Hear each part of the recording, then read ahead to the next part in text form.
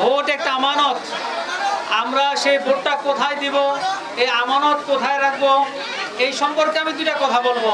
আচ্ছা, আমি ভোট চাইতে আসি নাই।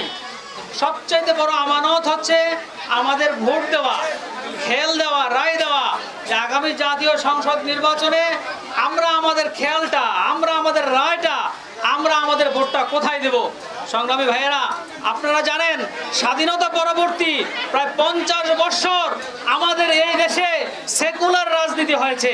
সেকুলাররা আমাদের এই দেশ পরিচালনা করেছে। 194 বছর ব্রিটিশরা আমাদের শাসন করে চলে গেছে। তারা আমাদের বড়দের লাঠি পেটা জুতা খেয়ে আমাদের এই বঙ্গভবন ছেড়ে তারা চলে গেছে, কিন্তু রেখে গেছে তাদের নিষ্ঠা জুটা রাষ্ট্রীয় ব্যবস্থা। এই ব্যবস্থায় 92% মুসলমান দেশে চলতে দেওয়া যায় না। এই ব্যবস্থার মধ্যে জুলুম আর স্বেচ্ছাচারিতা বৃদ্ধি পায়।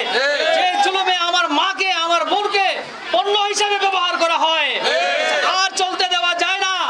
ইনশাআল্লাহ আগামী জাতীয় নির্বাচনে আমরা আমাদের রায়গুলি, আমরা আমাদের ভোটগুলি কোরআন ও হাদিসের পক্ষে, শরিয়ার পক্ষে, ইসলামের পক্ষে, খেলাফতের পক্ষে হবে ইনশাআল্লাহ। আল্লাহকে সাক্ষী রেখে বলি ইনশাআল্লাহ আগামী জাতীয় সংসদ নির্বাচনে আমাদের রায়গুলি, আমাদের ভোটগুলি আল্লাহ আল্লাহ রাসূলের পক্ষে হবে ইনশাআল্লাহ।